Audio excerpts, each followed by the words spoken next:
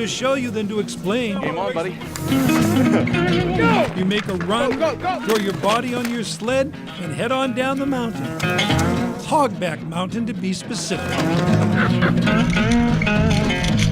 The sleds are 50, 60, 70 years old. In fact, the racers insist the steel made before World War II was better and faster. I think I'm going to run the rocket plane. I crashed this and almost totaled it last weekend on a course. I put these braces across here because I broke this riser off and this cross member, bent this completely down in, but I got it repaired, and this is my best sled. Got a few digs in her, but... Repair is part of the fun for these guys who often end up in a bank or into each other.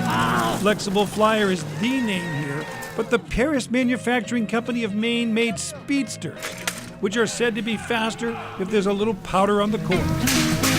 And only Mainers have won this title. Sled prep is key. It's fun, you know, and I enjoy it. It's free.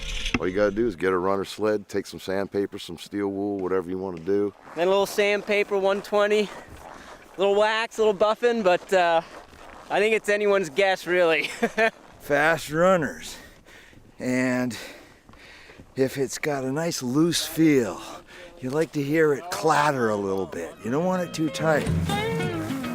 This is kind of like being in an early Daytona 500. Try to get down to the 4 finals. There's rules. It's rock, paper, scissors if you guys dispute. But you get the sense that someday it'll be all formalized. Number 30, who's number 30? For example, to help get things going, I jumped in and helped set up the brackets. Number 28, Billy Terry. Racing number 29, Jake Horton. 9 and 18. The drivers then head for the start. No limos, no choppers. You walk to the top carrying your sled because there's sand on the inside of the track and you don't want to do anything that might slow you down. Up at the top, they're going over the rules. The go is going to be ready, set, and I'm going to say go. And I'm not going to be consistent. It's not going to be ready, set, go. It's going to be ready, set, go, and you can move.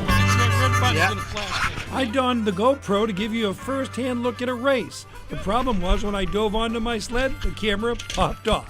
Oh! He lost his camera. That's all right. There are other GoPros that made it down the race course. Even though these races are usually held on the steeper and faster backside of the mountain, the sleds are plenty fast. As they say, having one of these sleds in your hands makes you feel like a kid again. That's fun. And you know what? There's some skill to this, because I kind of scouted the course.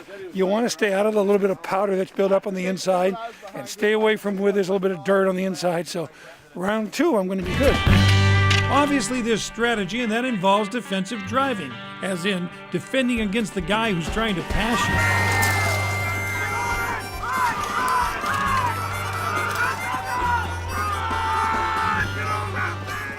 First sled to touch the line wins, but you have to be on the sled when it crosses the finish. We got in the dirt, you know. We got in the corner, side by side. We pick her up and run. As long as you're on the sled when you cross her. That's nice, yeah. It's a good time. Throughout the day, there was some great racing and some really funny conversations. Can't make it back. That's what I told you. So I said, what happens in the corner, happens in the corner. Happens in the corner. Rubbing is right. You got bare knuckles for a reason. I love the primitive nature of the sport. No helmets, no lycra. Someday, conditioning will be important, but this is not that day. The championships came down to 2-time winner Brian Trahan. Win that title, fastest runner sledder in all the land. And 5-time bridesmaid Carrie Merrifield. This is going to be something. Here they come. And while the event is all in good fun, Carrie's reaction shows it means a lot if you live around Hogback Mountain. This is probably my best friend as far as racing runner sleds go. You know, the last time we raced, I got drunk and fell off my sled and didn't get to race him. I took him off the And start, today, but... I drank Gatorade before I raced him because I wanted to beat him. Congratulations. Took him off the start with my feet. He tucked in behind me, Long time coming. Took me on the outside Good of the job, man. draft, and I could never Good catch job. him again. That was the end of that. Fast down the hill. Good job, bud. And he didn't donate a sled this year. What the hell? You didn't need it. Oh, it was a good time. Woo! Brian, it was very clean. Thank you. G.W. Martin, who owns a farm at the base of the mountain and is the energy behind the New England Runner Sled Association, says it's fun all winter and you don't have to race. It's a non-motorized trail. Yep.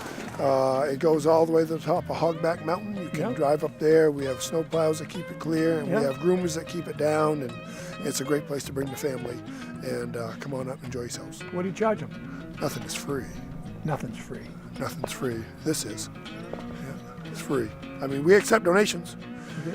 Homemade, homegrown, or cash. Yeah. I'll cut that after you say we accept donations. Hey, wait. Runner sleds enable you to act like a kid and breathe cold winter air. If that sounds fun, head over to Hogback, where what walks up must sled down.